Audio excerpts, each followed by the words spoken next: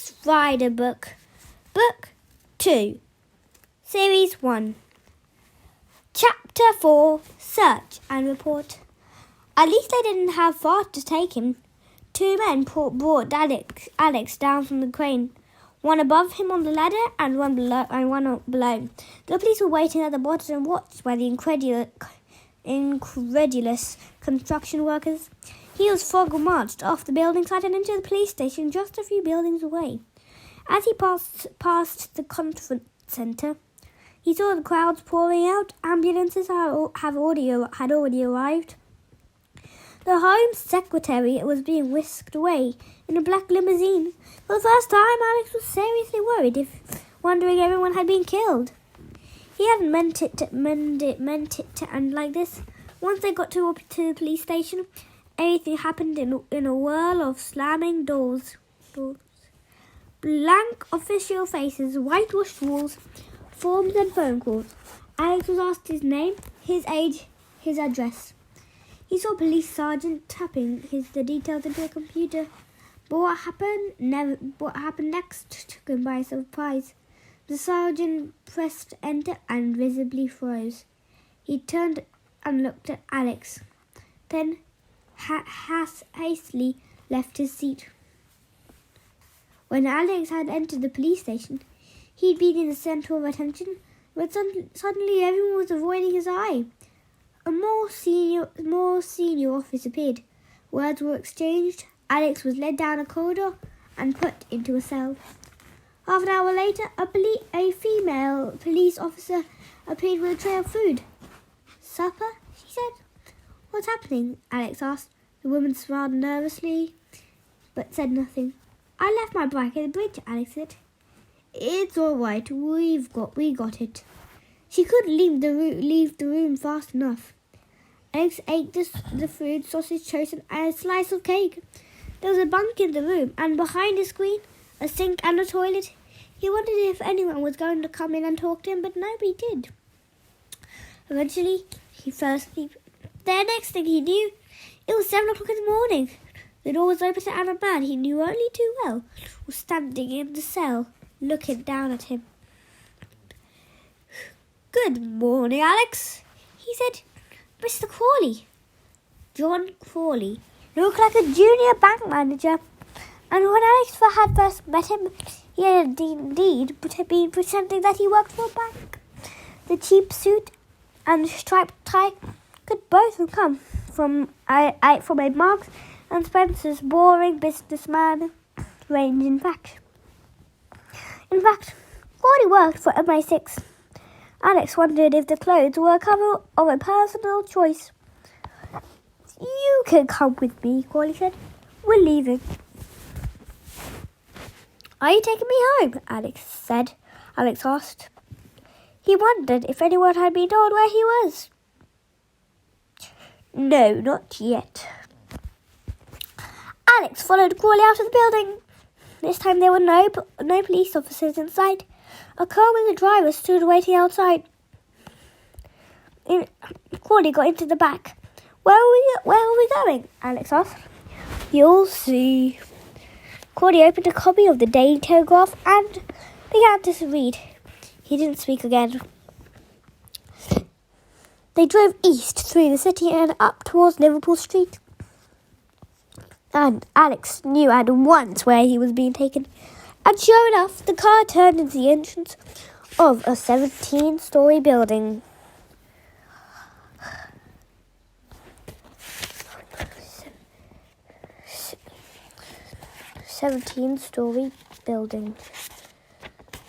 Story building near the station and disappeared down a ramp in an underground car park. Alex had been here before. The building pretended to be the headquarters of the Royal and General Bank, but in fact this was a Special Operations Division of MI6 was based. The car stopped.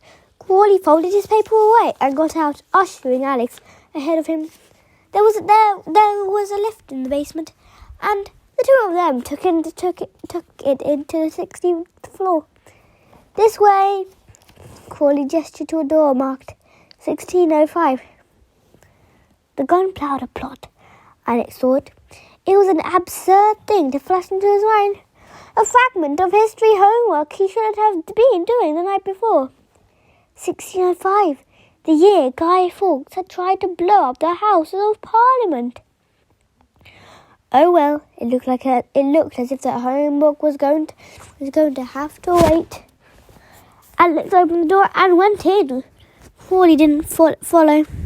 When Alex looked around, he was already walking away. Shut the door, Alex, and come in. Once again, Alex found himself standing opposite the prime, unsmiling man who had headed the Special Operations Division of MI6. Grey suit, grey face, grey life. Alan Blunt seemed to belong to an entirely colourless world. He was sitting behind a wooden desk in a large square office that could have belonged to any business anywhere in the world. There was nothing personal in the room, not even a picture on the wall or a photograph on the desk. Even the pigeons pegging on the window still outside were grey. Blunt was not alone. Miss Jones's senior officer was with him, sitting on a leather chair, wearing a mud-brown jacket and dress, and, as usual, sucking a peppermint. She looked up at Alice with black bead-like eyes.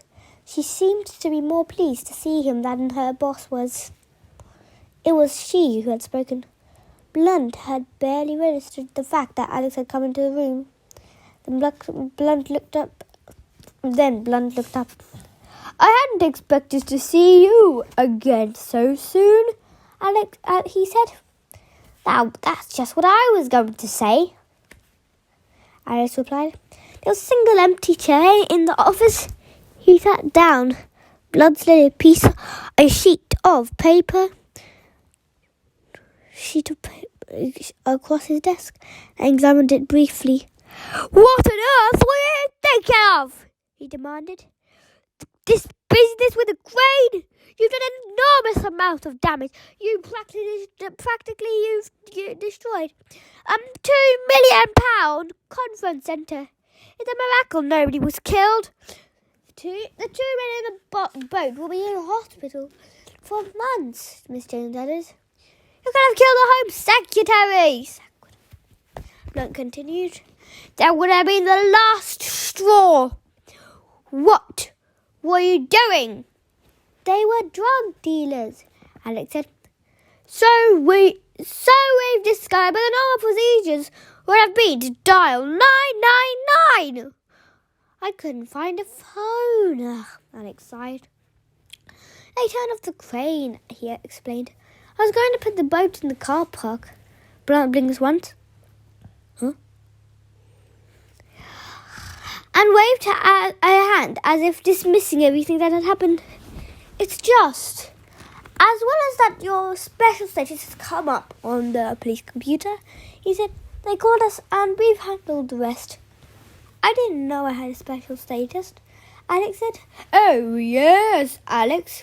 You're nothing if not special. Blunt gazed up at him for a moment. That's why you're here. So you're not going to send me home, are you? No.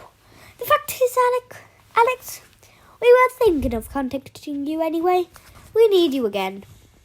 You're the only person who can do what we have in mind. You're the only person who can do what we have in mind, Miss Jones had added. Wait a minute. Alex shook her head.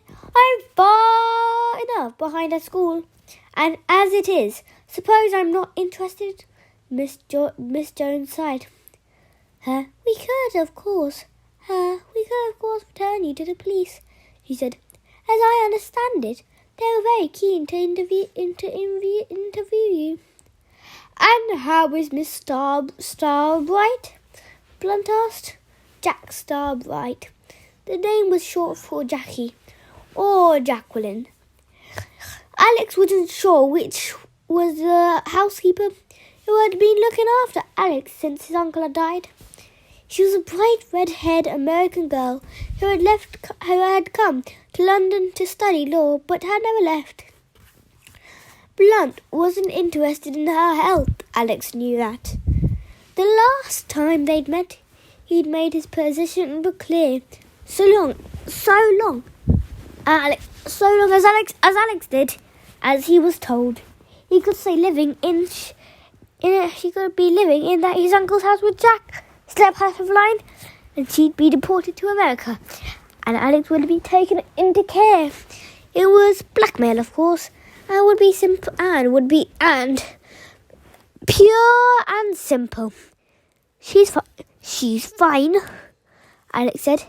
There was a quiet anger in his voice. Miss Jones took over. Come on, Alex, she said. Why pretend you're an ordinary schoolboy anymore? She was trying to sound more friendly, more like a mother, but even snakes had mothers, Alex thought. You've already proven yourself once, she went on. We're just giving you a chance to do it again. It's just gonna probably come to nothing, Blunt continued. It's just something that needs looking into. What we call a search and report. Why can't Crawley do it? We need a boy. Alex fell silent. He looked from Blunt to Miss Jones and back again. He knew that neither of them would hesitate for a second before putting him out of Brookland and sending him to the grimmest institution they could find. And anyway, wasn't this what he had been asking for the only day before? Another adventure, another chance to save the world. All right, he said. What is it this time? But nodded at Miss Jones, who went up to Sweet and began. I wonder if you know anything about a man called Michael J. Roscoe, she asked. Alex thought for a moment. He was a businessman who had an accident in New York. He'd seen the news on TV. Didn't he fall down a lift shaft or something? Roscoe Electronics is one of the biggest of the largest companies in America, Miss Jones said. In fact, it's one of the largest in the world. Computers, printers, laptops, everything from mobile phones to washing machines. Roscoe was very rich, very influential, and very short-sighted. Alex looked at him. It certainly seemed to have been a very genuine, careless accident, Miss Jones agreed. The lift somehow malfunctioned. Roscoe didn't look into where he was going. He fell into the lift shaft and died. That's the general opinion. However, we're not so sure. Why not? First of all, there are a number of details that don't add up. On the day Roscoe died, a maintenance engineer by the name of Sam Green was called at Roscoe Tower on 5th Avenue.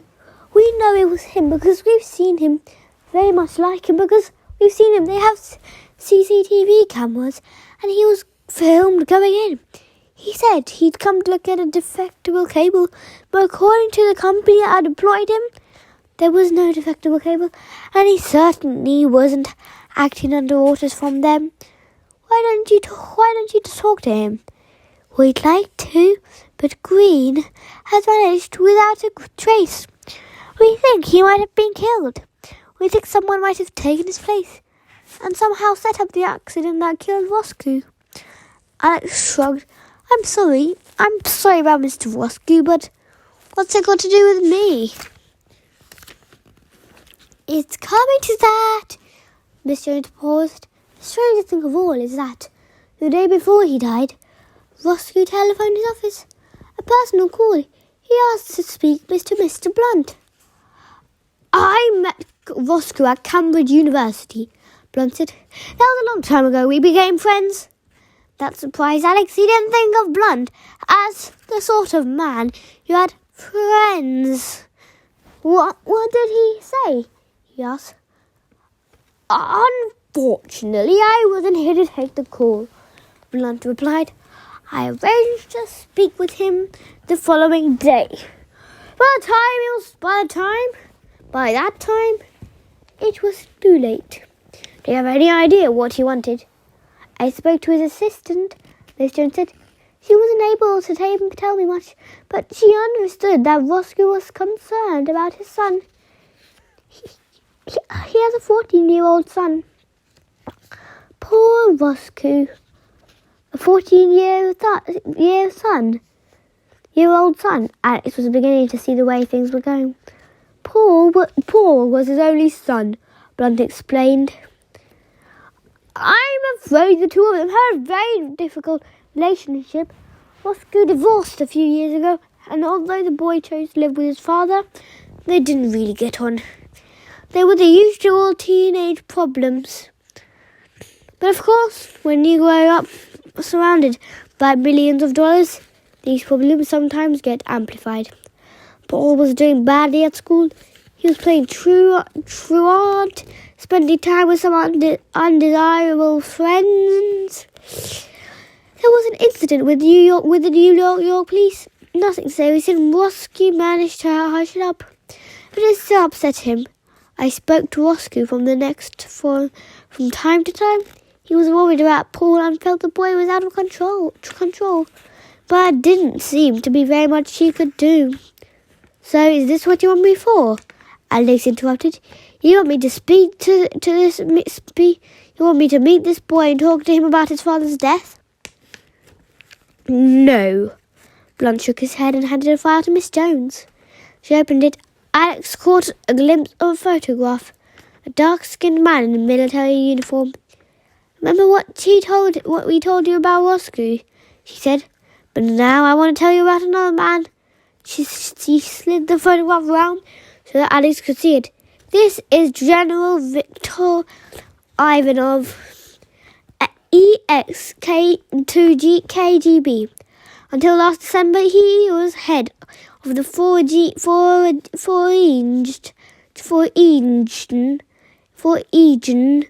Intelligence Service and probably the second or third most powerful man in Russia after the president. Then something happened to him too. He was a boating accident on the Black Sea. His cruiser exploded. Nobody knows why. Was he a friend of Roscoe's? Alex asked. They probably never met, but we have a department here constantly monitors world news, and their computers have thrown up a very strange coincidence. Ivanov also has a 14-year-old son, Dmitri, and one thing is certain, the young Ivanov certainly knew the young Roscoe because they went to the same school. Paul and Dmitri. Alex was puzzled. What was Russian boy doing at a school in New York? He wasn't in New York. Blanc took over. As I told you, Roscoe was having trouble with this boy. Trouble at school, trouble at home. So last year, he decided to take action. He sent Paul to Europe, to a place in France, a sort of finishing school. Do you know what a finishing school is? I thought it was the sort of place where rich people used to send their daughters, Alex said, to learn table manners. That's the general idea, but this school is for boys only, and not just ordinary boys. The fees are £20,000 a term. This is the brochure. You can have a look. He passed a heavy, square booklet to Alex, written on the cover gold letters on the black, with 2 words. Point Blanc. Point Blanc, or in French, Point Blanc. Blanc. That's how you call it in French. It's right on the French-Swiss border, Blanc replied. South of Geneva, just about Grenoble in the French Alps. It's pronounced Point Blanc. Point Blanc. He spoke the words with a French accent. Literally, white point. Point Blanc. Point Blanc. Point Blanc. Blanc. Point Blanc. It's a remarkable place, but as a private home by some lunatic in the 19th century. As a matter of fact, that's what it became. After he died, a lunatic asylum. He was taken over by the Germans in the Second World War. They used it as a leisure centre for their senior staff. After that, it fell into disrepair until it was bought by a current owner, a man called Grief, Dr. Hugo Grief. He's the principal of the school. What I suppose you'd call the head teacher? Alex opened the brochure and found himself looking at a colour photograph of Point Blanc. Blanc. Blanc was right. The school was like nothing he had ever seen. Something between a German castle and a French chateau. Straight out of a Grimm's fairy tale. But what drew Alex's breath more than the building itself was the setting. The school was perched on the side of a mountain with nothing but mountains all around. A great pile of brick and stone surrounded by a snow-covered landscape. It seemed to have no business being there, as if it had been snatched out of an ancient city and accidentally dropped there. No roads led to the school, so the snow continued all the way to the front gate. But looking again, Alex saw a modern helicopter pad projecting over the battlements. He guessed that was the only way to get there. And to leave, he turned the page. Welcome to the Academy at Point Blanc. Point Blanc. The introduction began. It had been printed on in the sort of lettering Alex would expect to find on the menu of an expensive restaurant. Welcome to the Academy at Point Blanc. A unique school that is much more than a school created for boys who need more than the ordinary education system can provide. In our time, we have been called a school for problem boys, but we do not believe the term applies. There are problems and there are boys. It is our aim to separate the two. There is no need to read all that stuff, Blunt said. All you need to know is that the Academy said. All you need to know, the Academy takes in boys who have been expelled from their other schools. There are never many of them. There, just 6 or 7 at a time, and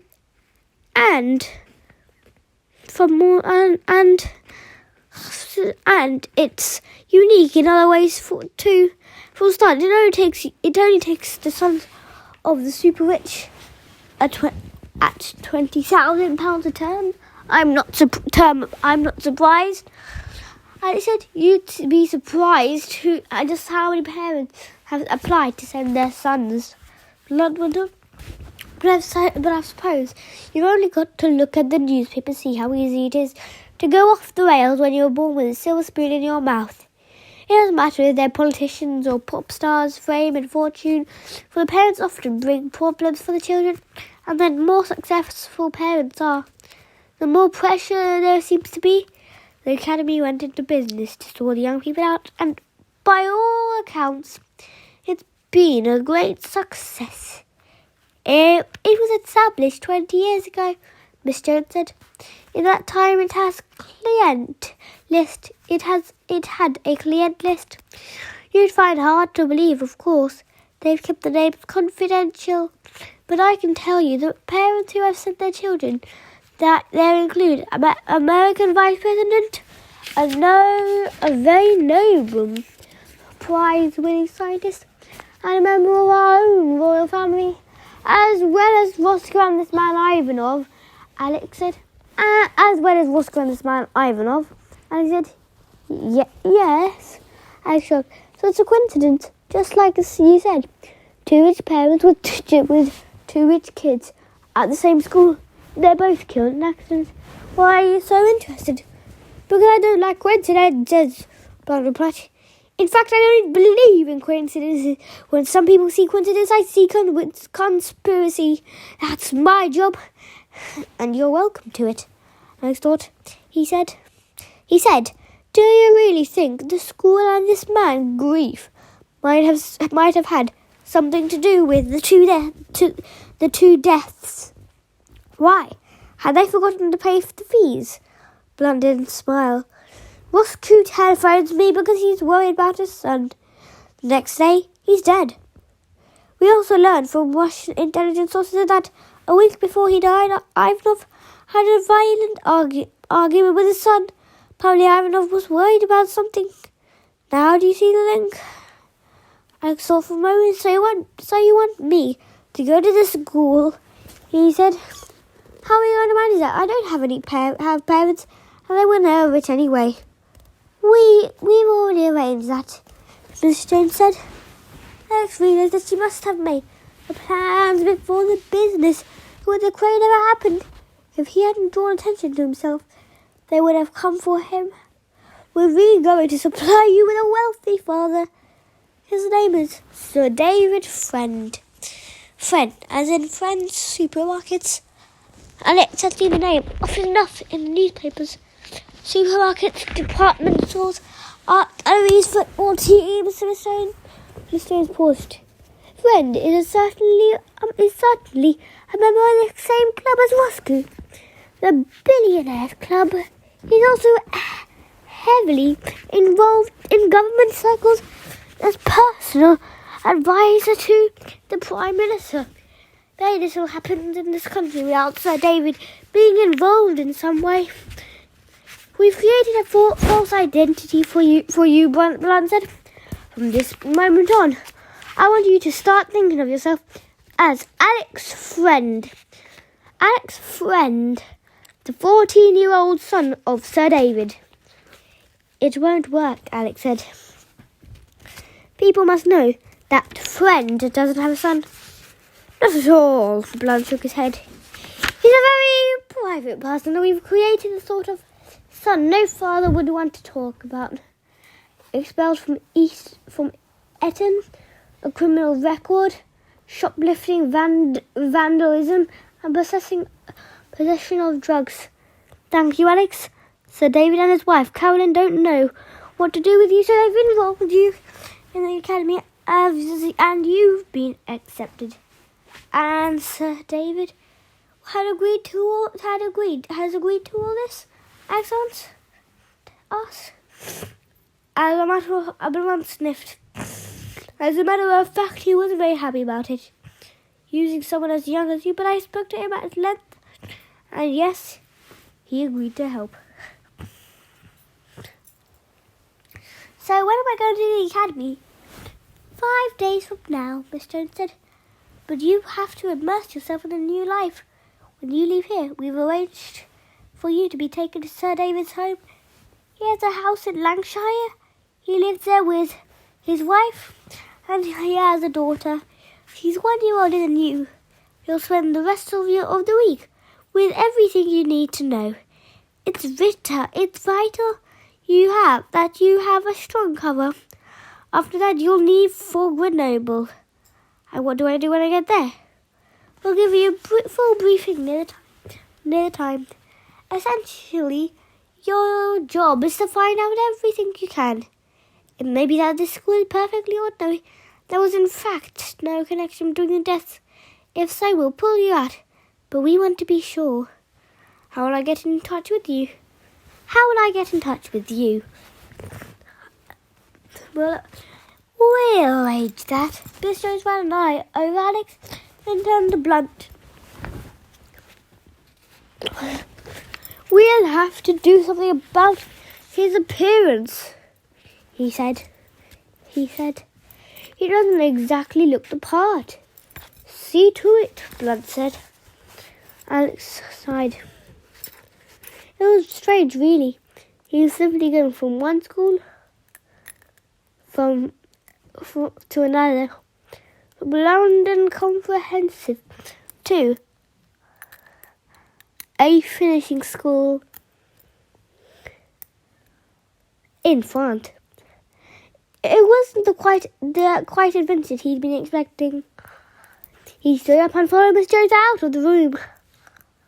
As he left, Blanc was already sitting through the documents as if he'd forgotten Alex had been there, or even existed at all.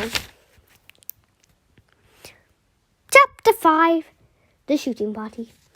The chauffeur-driven Rolls-Royce Corinne cruised along a tree-lined avenue, penetrating ever deeper into the Lancashire countryside.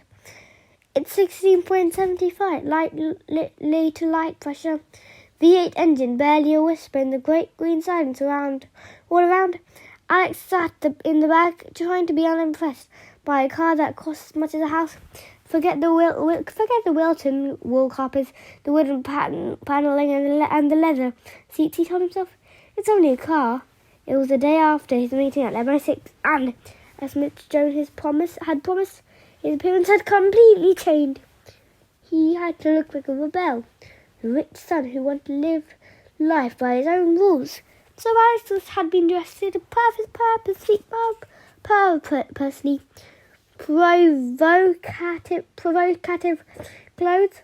He was wearing a hooded sweatshirt, skinny jeans, frayed at the ankles, and Nike limited edition trainers that were falling apart on his feet.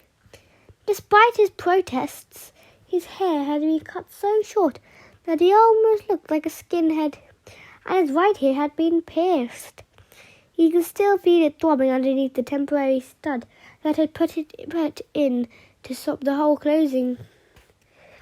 The car had reached a set of wrought iron gates, which opened automatically to receive it, and there was a haverstock hall, a great mansion with stone figures on the terrace, and 7 figures in the price. Sir David had bought it a few years ago. Miss Jones had taught him because he wanted a place in the country. Half the Lancashire countryside seemed to have come with it. The ground stretched for miles in every direction, with sheep dotted across the hills on one side, and 3 horses watching from an enclosure on the other side. The house itself was Georgian. White brick with slender windows and columns, everything looked very neat. There was a walled garden with evenly spaced beds, a squared glass conservatory housing with a swimming pool, and a series of ornamental hedges with every leaf perfectly in place. The car stopped. The horses swung their necks round to watch Alex get out. Their tails rhythmically beating her flies. Nothing else moved. The chauffeur walked round to the boot. Sir David will be inside, he said.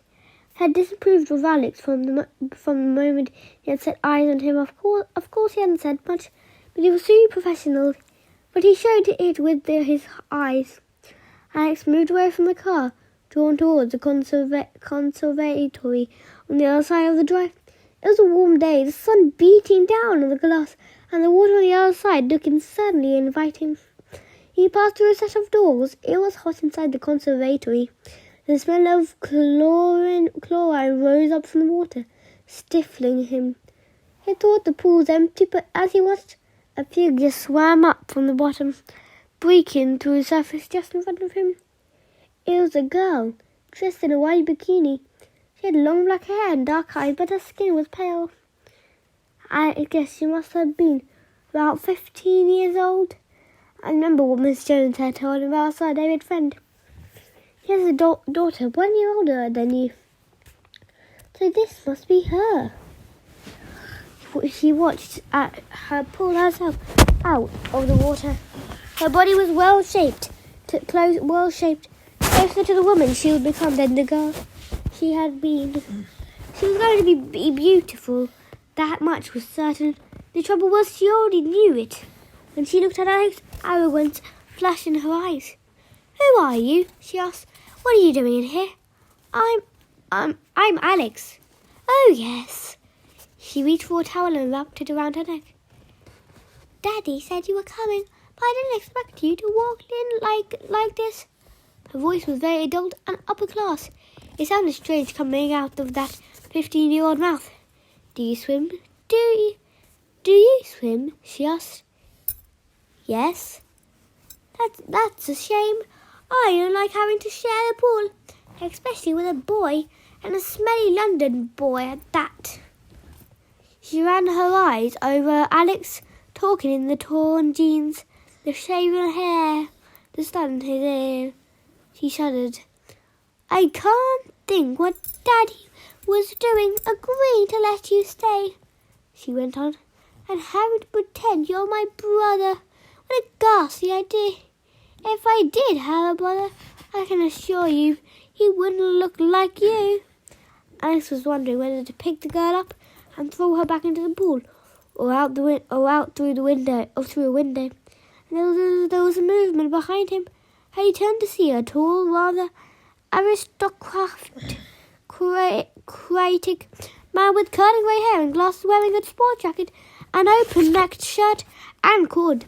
He too seemed a little jolted by Alex's appearance, but he recovered quickly, extending a hand.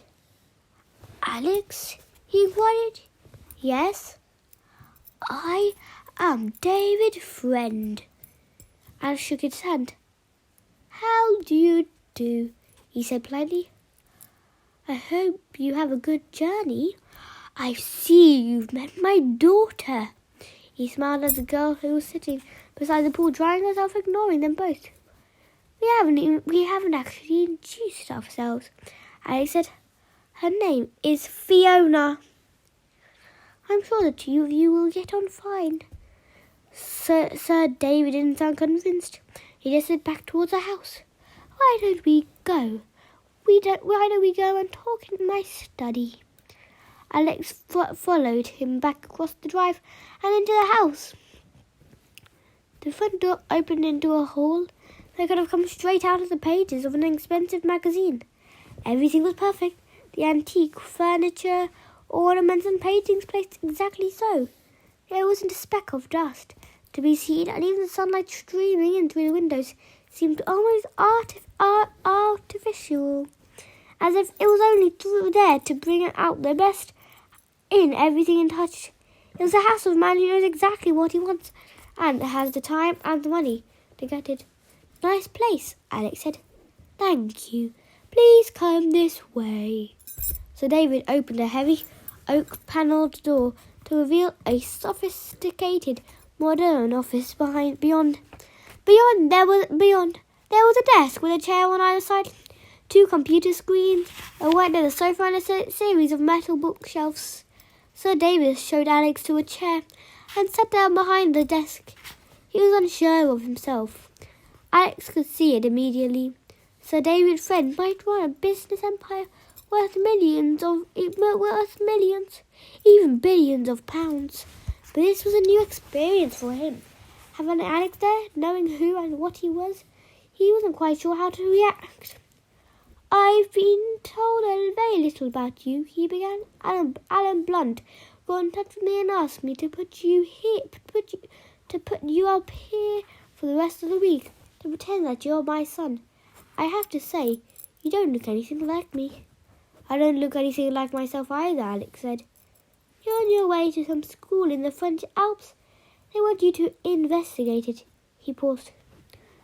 Nobody asked me in my opinion, he said, but I'll give it to you anyway. I don't like the idea of a 14-year-old boy being used as a spy. It's dangerous. I can look after myself. Alex cut in. I mean, it's dangerous to the government. If you manage to get yourself killed and everyone finds out, it could cause the Prime Minister a great deal of embarrassment.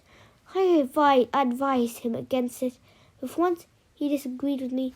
He seemed to have the decision had already been made. This academy had already telephoned me to say that the assistant director will be coming here to pick you up next Saturday. It's a woman, a Miss Stellenbosch. That's a South African name, I think. Sir David has a number of bulky files on his desk. He pushed them forward. In the meantime, I understand you have to familiarize yourself with details about my family. I've prepared a number of files. You'll also find information here about the school you're meant to have been expelled from Eton. You can start reading them tonight if you need to know anything more. Just ask. Fiona will be with you the whole time. You can ask down at her fingerprints. I'm sure that in itself will be quite an experience for you. The door opened. A woman came in. She was slim and dark-haired, very much like her daughter. She was wearing a simple mauve dress with a string of pearls around her neck. David, she began, then stopped seeing Alex. This is my wife, friend said. Carolyn, this is the boy I was telling you about, Alex. It's very nice to meet you, Alex. Lady Carolyn tried to smile, but her lips only managed a faint twitch. I understand you're going to stay with us for a while. Yes, Mother. Yes, Mother. Alex said. Lady Carolyn blushed.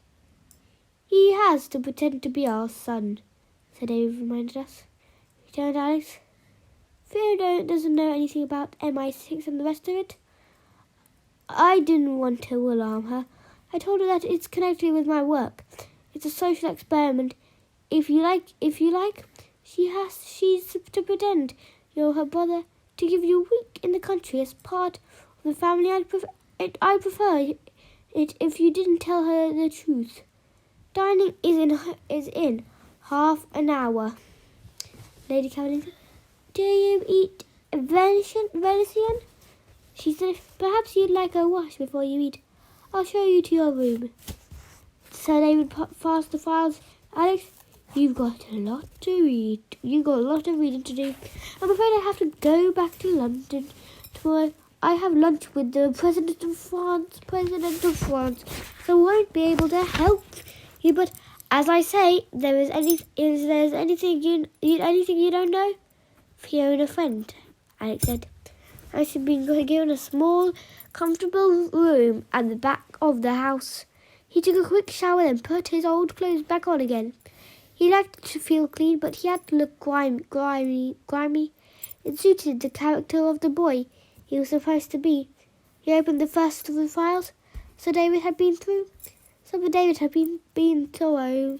He had given Alex the names and recent history of just about the entire family, as well as photographs and of holidays, details of the house in Mayfair, the flats in New York, Paris and Rome, and the villa in Barbados. There were newspaper clippings, magazine articles, everything you could possibly need. A gong sounded. It was 7 o'clock. Alex went downstairs and into the dining room. This was a room with 6 windows and a polished table, long enough to seat 16. But there was only the 3 of them there: Sir David, Lady Caroline, and Fiona, friend. The food had already been served, presumably by a butler or a maid. Sir David gestured to an empty chair. Alex sat down. Fiona we were just talking about Don Giovanni, Lady Caroline said. There was a pause. It's an opera by Mozart. I'm sure Alex is interested in opera, Fiona said. She was in a bad mood. In fact, I doubt we have anything in common. Why do I have to pretend he's my brother? The whole thing is completely Fiona. So David muttered in a low voice. Well, it's all we have. It's all very well having him here, Daddy, but it is meant to be my Easter holiday. Alex realised that Fiona must go to a private school. Her term would have ended earlier than his. I don't think it's fair. Alex is here because of my work, Sir David continued. It was strange, Alex thought, the way they talked about him as if he wasn't actually there. I know you have a lot of questions, Fiona, but you're just going to have to do as I say. He's only with us until the end of the week. I want you to look after him. Is it something to do with supermarkets? Fiona asked. Fiona! Sir David didn't want any more argument. It's what I told you, an experiment, and you will make him feel welcome. Fiona picked up her glass and looked directly at Alex for the first time since he had come into the room. We'll see about that, she said. The week seemed endless. After only 2 days, Alex had decided that if he had really been a son in this frigid, self-important family, he probably would have ended up rebelling. So David had left at 6 o'clock in the morning, the first morning, and was still in London sending emails to his wife and daughter. Lady Caroline did her best to avoid Alex.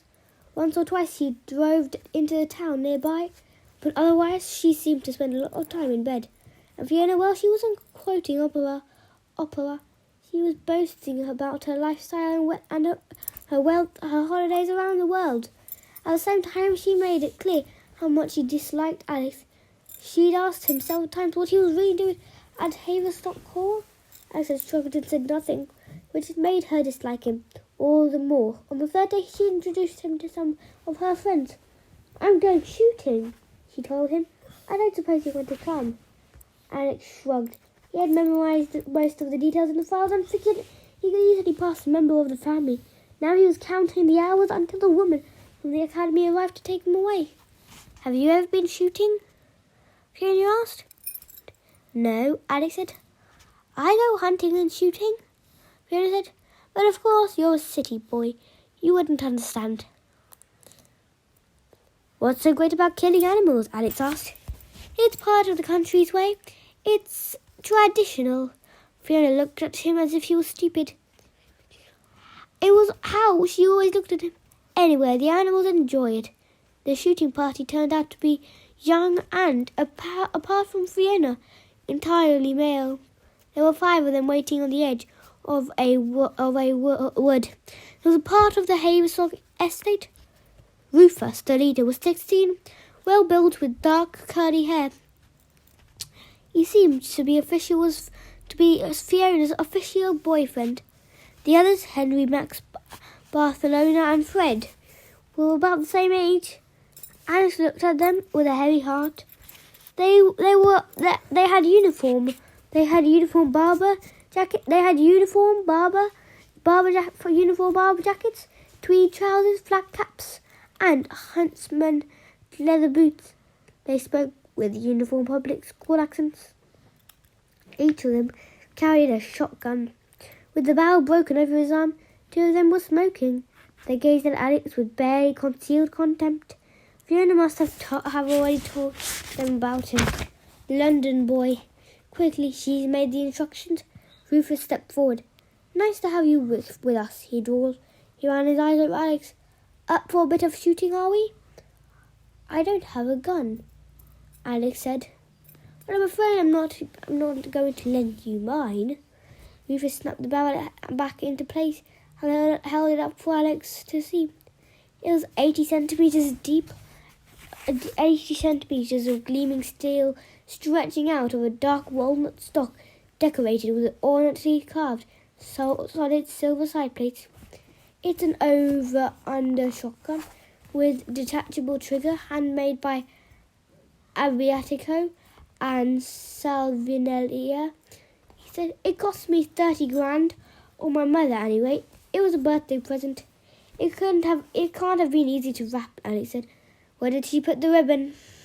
Rufus' smile faded. You wouldn't know anything about the thing about guns, he said. He nodded at one of the teenagers who handed Alex a much ordinary weapon. It was odd and a little rusty. You can use this way, he said. This one, he said.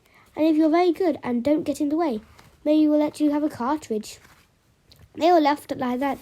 Then the 2 smoking put out their cigarette and set off into the wood. 30 minutes later, Alex knew he had made a mistake coming. The boys blasted away left and right, aiming at anything that moved. A rabbit spun in a glistening red ball. A wood pigeon tumbled out with branches all flapped around on the leaves below. Whatever the quality of their weapons, the teenagers weren't good shots. Many of the animals they shot were only wounded, and Alex felt a growing sickness following this trail of blood. They reached a clearing and paused to reload. Alex turned to Fiona. "I'm going back to the house," he said. "Why? Can't stand the sight of a little blood?" They glanced at the rabbit about 50 meters away. It was lying on its side with its back legs, kicking helplessly. "I'm surprised they let you carry guns," he said. "I thought you had to be 17. Rufus had overheard him. He stepped forward an ugly look in his eyes. "We don't bother with rules in the countryside," he muttered. "Maybe Alex is going to report us to the police," Fiona said. "The nearest police station here is 40 miles from here. You can call them if you get a signal." They all laughed again. Alex had enough. Without saying a word, he turned around and walked off. It had taken them 30 minutes to reach the clearing, but 30 minutes later, he was still stuck in the wood, completely surrounded by trees and wild shrubs. Alex realized he was lost. He was annoyed with himself. He should have watched where he was going when he was following Fiona and the others. The wood was an omen. Walk in the wrong direction, and he might blunder onto the moors. And it could be days before he was found. At the same time, the spring foliage was so thick that he could barely see 10 meters in any direction. How could he possibly find his way until he tried to retrace his steps or continue forward in the hope of stumbling on the right path? Alex sensed danger before the first shot was fired. Perhaps it was snapping of a twig or a click of a metal bolt being clipped into place. He froze, and that was what saved him. There was an explosion, loud, close, and a tree one step ahead of him shattered. Splinters of wood dancing in the air. Alex turned round. Whoever had fired the shot. "What are you doing?" he shouted. "You nearly hit me!" Almost immediately, there was a second shot, and just behind him a woof of excited laughter. And then Alex had mistaken him for an animal. They had mistaken him for an animal. They were aiming at him for fun. He dived forward and began to run. The trunks of the trees seemed to press in on him from all sides, threatening to bar his way.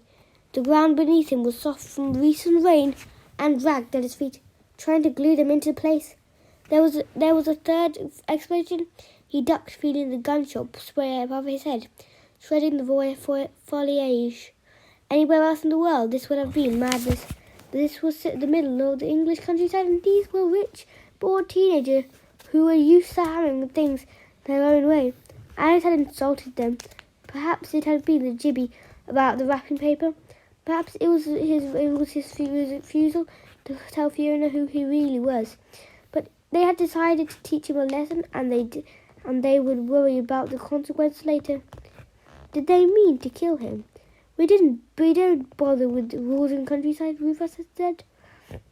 If Alex was badly wounded or even killed, they would somehow get away with it. A dreadful accident. He wasn't looking where he was going except into the line of fire. No, that was impossible. They were trying to scare him, that was all. 2 more shots. A pheasant erupted out of the ground. A pheasant erupted out of the ground. A ball of spinning feathers and screamed up into the sky. Alex ran on, his breath rasping in his throat. A thick briar reached out across his chest and tore his clothes. He still had the gun he had been given, and he used it to beat a way through a tangle of roots, almost sent him sprawling. "Alex, where are you?" The voice belonged to Rufus. It was high-pitched and mocking, coming from the other side of a barrier of leaves. There was another shot, but this one way high above his head. They couldn't see him. He had got away. Alex came to a stumble, sweating halt. He had broken out of the wood, but he was still hopelessly lost. Worse, he was trapped. He had come to the edge of a wide, filthy lake. The water was a scummy brown and looked almost solid. The even sun beating down on it, and the smell of decay drifted up. "He went that way." "No, he went that way." "They tried the lake." Alex heard the voice, and he knew he couldn't let them hear. He had a sudden image of his body weighed down with stones at the bottom of the lake. But they gave him an idea. He had to hide. He stepped into the water. He would need something to breathe through. You'd see the people do this in films. They would lie in the water and breathe through a hollow reed. But there was no reeds here, apart from grass and thick slimy algae. Nothing was growing at all. 1 minute later, Rufus appeared at the edge of the lake. The gun hooked over his arm. He stopped and looked around with his eyes that knew the forest well. Nothing moved. He must have doubled back, he said. The other hunters had gathered behind him. How was the tension between them now? A guilty silence. They knew the game had gone too far. Let's forget him, one of them said. Yeah, we've taught him a lesson. They were in a hurry to get home. The group disappeared back the way they had come. Rufus was left on his own, still clutching his gun, searching for Alex. He took one last look across the water, then turned to follow them. Then, when Alex struck that he had been lying under the water watching the vague shapes of the teenagers as if through a sheet of thick brown glass. The barrel of the shotgun was in his mouth. The rest of the gun was just above the surface of the lake. He was using the hollow tubes to breathe through. Now he rose up, a nightmare creature oozing mud and water, with fire in his eyes. Rufus had heard him, but it was too late. Alex swung the shotgun, catching Rufus in the small of the back. Rufus grunted and fell to his knees, his own gun falling out of his hands. Alex picked it up there. They were too quiet in the breach. He snapped the gun shut. Rufus looked at him, and suddenly the arrogance had gone. He was about as stupid as a frightened teenager, struggling to get to his knees. Alex, Alex. The single word came out as a whimper, as if he was seeing Alex for the first time. I'm sorry. He stammered. We weren't really going to hurt you. It was a joke. Fiona put us up to this. We just wanted to scare you. Please. Alex paused, breathing heavily. How do I get out of here? Yes, just follow the lake round. Rufus said, there's a path. Rufus was still on his knees. There were tears in his eyes. Alex realized he was pointing the silver-plated shotgun in his direction. He turned it away, disgusted with himself. This boy wasn't the enemy. He was nothing. Don't follow me, Alex said, and began to walk. Please, Rufus called after him. Can I have my gun back? My mother would kill me if I lost it. Alex stopped. He waved the weapon in his hands, then threw with all his strength. The handcrafted Italian shotgun spun twice in the dying light, then disappeared with a splash into the middle of the lake. You're too young to play with guns, he said. He walked away, letting the forest swallow him up. Right, everybody, that's the end of me reading you the Alex Rider book for today. So, bye-bye, everyone. Thank you for listening to this book.